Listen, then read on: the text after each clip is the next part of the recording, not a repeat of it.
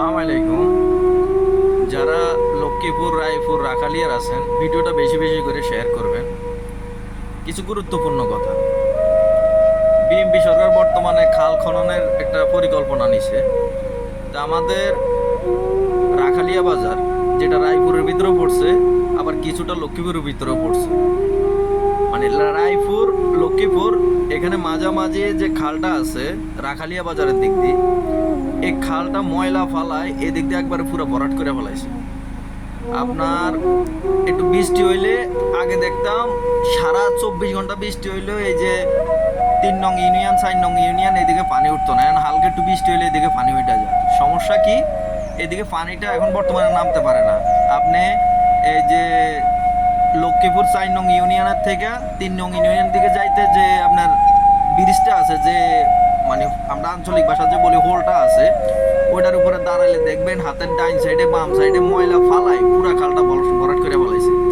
আর এই যে সুপারির সিজনে কিছু অসাধু ব্যবসায়ী আছে, সুপারির সিজনে খালের মধ্যে সুপারি ভিজাই, পানি যতটুকু থাকে লাস্টে একবারে সুপারিটার মানে সুপারির কষে পুরা পানি নষ্ট করে ফেলায়। যারা খাল পাড়ের মানুষ আছে, যারা খালের পানি ব্যবহার করে, তাদের বাচ্চা কাচ্চা অসুস্থ হয় 1 নম্বরে। 2 নম্বরে খালের পানি ব্যবহার করা যায় না। 3 নম্বরে খালের পানির থেকে এত পরিমাণ দুর্গন্ধ আসে সুপারি পচা, যা বলা যায় না। এটা নিয়ে আমলিকের আমলেও অনেক কথা বলছিলাম, কোনো কাজ হয় নাই। যাক আলহামদুলিল্লাহ, অবশেষে বিএনপি সরকার ক্ষমতা আসার পরে শুনলাম খাল সংস্কারের কাজ ধরা হবে। তো এখানে লক্ষ্মীপুর শহীদুদ্দিন চৌধুরী অ্যানি, ওনার ওয়ার্ডও পড়ছে, এবং কি রায়পুর আবুল খায়ের ভূঁইয়া, ওনার ওয়ার্ডও পড়ছে। মানে এই খালটা গেছে একবারে সীমান্ত বরাবর। মানে এই সাইডে রাখালিয়া, আবার ওই সাইডে হলো এই সাইডে সোনাপুর, ওই সাইডে খন্দকারপুর, খিদুরপুর। এই রাখালিয়া বাজারে খালটা মানে এমন অবস্থা হয়েছে, এখানে ব্যবসায়ীরা বা বাজারের কমিটিরা খালে ময়লা ফালায়, পুরা খালটা এখানে ভরাট করে ফেলাইছে ময়লা দিয়ে। এখন বৃষ্টি হইলে আপনার যখন চায়ের দিকে সব কিছু বইরা যায়, তখন ওই ময়লার উপর দিয়ে পানিটা যাইতে হয়। কিন্তু অল্প বৃষ্টিতে যদি ময়লাটা না থাকতো, খালটা পরিষ্কার থাকতো, তাহলে বৃষ্টি হওয়ার সাথে সাথে পানিটা নামতে পারে।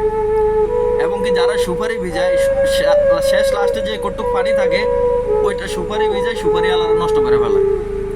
ভিডিওটা সবাই বেশি বেশি শেয়ার করবেন, যেহেতু আমাদের রায়পুরের আবুল খায়ের ভূঁইয়া এবং কি লক্ষ্মীপুর শহীদুদ্দিন চৌধুরী অ্যানি, ওনাদের যে নেতাকর্মীরা আছে তাদের চোখে পড়ে জিনিসটা।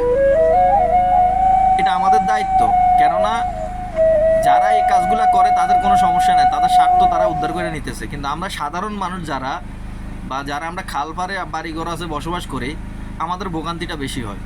শুধু খাল পাড়ে যারা বসবাস করি তারা না, যখন বেশি বৃষ্টি হয় তখন খাল পাড়ের বাইরেও যারা আছে তাদেরও বাড়িঘরে পানি উঠে যায়, পানি জমা যায়। আমার লাইফে আমি 2004-এ বন্যা দেখছি, আপনার রায়পুর লক্ষ্মীপুরে। আর এখন হালকা একটু বৃষ্টি হইলে এদিকে পানি উঠে যায়, কিন্তু এটা উঁচা জায়গা, এখানে পানি উঠার কোনো কথাই না।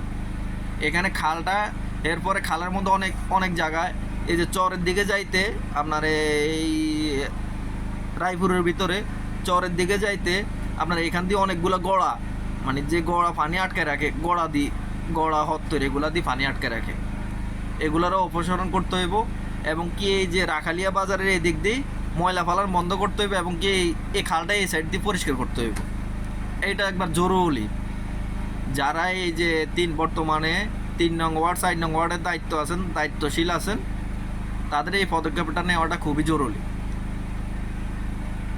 কেননা আপনারা শুধু ভোট দেখলে হবে না, মানুষ কিভাবে শান্তিতে বসবাস করতে পারবে, সাধারণ জনগণ কিভাবে ভালো থাকতে পারবে, এগুলো দেখতে হবে। এখন কিছু অসাধু ব্যবসায়ী বা কিছু লোক পকেট গরম করার লাগিয়া এই ময়লাগুলো শর্টকাট আইনে খালে সাইরা দেয়, খাল বন্ধ হয়ে যাইতেছে, পানি নামতে পারতেছে না, সাধারণ মানুষের, সাধারণ জনগণের দুর্ভোগ।